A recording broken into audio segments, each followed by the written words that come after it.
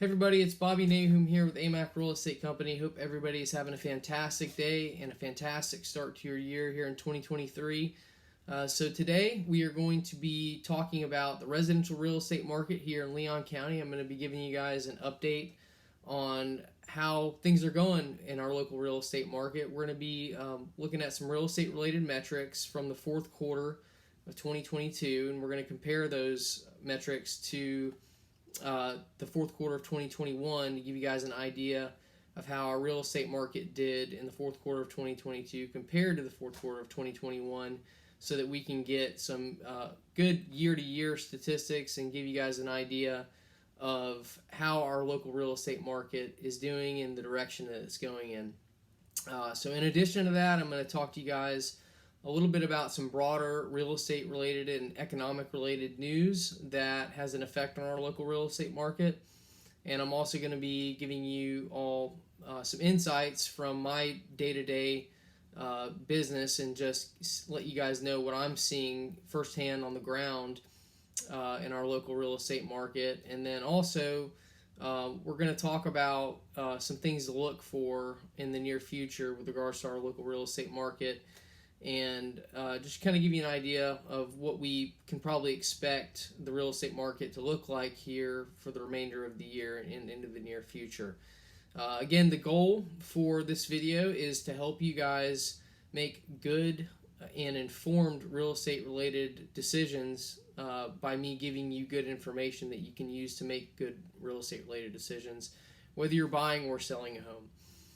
So let's just jump right into it. So the first thing I want to talk to you guys today about, I want to go over some real estate related metrics from the fourth quarter and kind of dive into those and talk about what they mean. So, but if I could summarize, to start out, how the market looked in the fourth quarter of 2022, what I would say is that overall activity was way down. Both sales and number of properties listed for sale were both way down, but home price growth was very strong. So it's a little bit unusual. We would think that if overall sales were down, that home prices would also go down, but that wasn't the case. So we'll get into that and why that is a little bit here in just a few minutes. But the first thing is, let's talk about listing inventory. So as you already know, I've talked about it many times.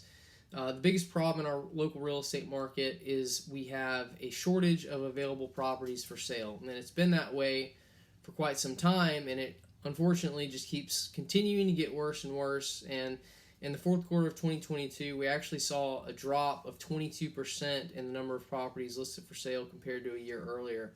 So a year earlier in the fourth quarter of 2021, we had a low amount of inventory for sale. So the fact that we saw such a big drop is not good news for home buyers. It means basically that you have fewer homes to choose from here, and it's going to take you longer probably to find a home than it did a year ago.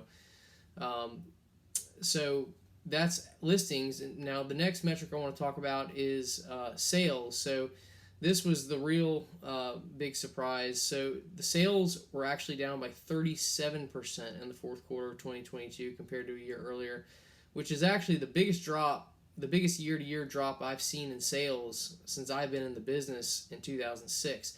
I don't even think it was that big of a drop-off during the recession. So I don't ever remember seeing a year-to-year drop of nearly 40%, even in 2009, 10, and 11, I don't remember it dropping that much that quick. But we had a big drop, but it's not all that unexpected. We had a huge shift in interest rates. In the fourth quarter of 2021, you could get a 30-year fixed-rate mortgage for probably around 3%, maybe just a little bit above 3%. And in the fourth quarter of 2022, at the peak, the rates reached over 7%. So you have more than a doubling of rates that occurred in a year's time, which, if the interest rates go up, then it makes buying a house less affordable because it pushes the interest rate payment up, which pushes the overall mortgage payment up. So, and not only did we have an increase in interest rates, but prices went up too, which makes, we combine the increase in prices and the increase in the interest rates, it overall makes buying less affordable, which pushed a lot of buyers out of the market. So the overall result was a big drop in the number of properties that sold in the fourth quarter. So, but despite the huge drop in demand and the huge drop in sales, home price growth surprisingly was very strong. We actually had a 15% year-to-year gain in home prices. So that's huge. Just to kind of put it in perspective, you've heard me say this before, the average historical rate of price growth for homes is about 3 to 5%. So at 15%, you're talking like anywhere from 3 to 5 times the historical normal average. So that's huge. So, if you're concerned that prices are going to be going down because the overall number of sales and demand has kind of waned a little bit, it doesn't seem like you have anything to be concerned about. And the real reason that even though sales went down, prices continue to go up, it really is just a matter of the forces of supply and demand. So the fact is, we still have a lot more demand for homes than we do have supply. So both supply and the supply of homes and the demand for homes fell, but it's still geared more towards it's a seller's market still, because the demand for homes is still exceeding the number of homes available for sale. So just something to think about. But if you're a homeowner, it's good news for you because your home value went up over the last year. So however, it does seem there are a couple metrics, and we're going to get into, that does suggest that in this year we will probably start to see home price growth decelerate a little bit. Now, that doesn't mean we're going to see prices go down. We won't see that by any means. It's just the rate at which home prices are going up will start to decrease. So one metric I want to talk about that might suggest that is the sale price to list price ratio. So the sale price to list price ratio measures what a home sells for compared to its asking price. So if a home sells for, or if a home's listed for $100,000 and it sells for $98,000, then that was a sale price to list price ratio of 98%. So the sale price to list price ratio in the fourth quarter of 2022 was 98.27%, and it fell just slightly. It fell by 0.62% from a year earlier. So we had a slight drop in the sale price to list price ratio, which suggests that the market may be softening a little bit from a year earlier, but not terribly. So, but it does suggest that this coming year we might see a deceleration in home prices. So the next metric I want to talk about is the average days on the market that it took a home to sell. So surprisingly, it was completely unchanged from the fourth quarter of 2021 to the fourth quarter of 2022. It took 47 days on average for a home to sell in both of those quarters. So days on the market unchanged, did not change any. So, which is quite unusual. You don't often see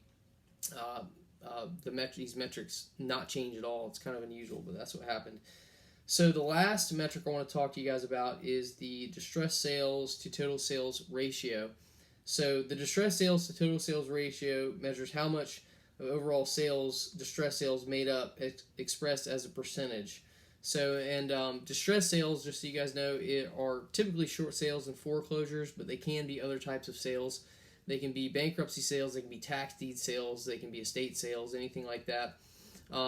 It's really any type of sale where the sale itself lends itself to the property selling for less money, usually because there's more risk associated with that type of sale, or it's just more of a pain for buyers to deal with. So the overall result is, with distress sales, you typically have fewer number of buyers, which means that the home will typically sell for less money than it would if it were just a normal arm's length transaction. But distress sales are very low, and they have been very low for quite some time. In the fourth quarter of 2022, distress sales only made up 1.6% of total sales, which is slightly down from the fourth quarter of 2021 when distress sales made up 1.7% of sales. Overall, though, distress sales really don't have any effect on our local real estate market because they're so low.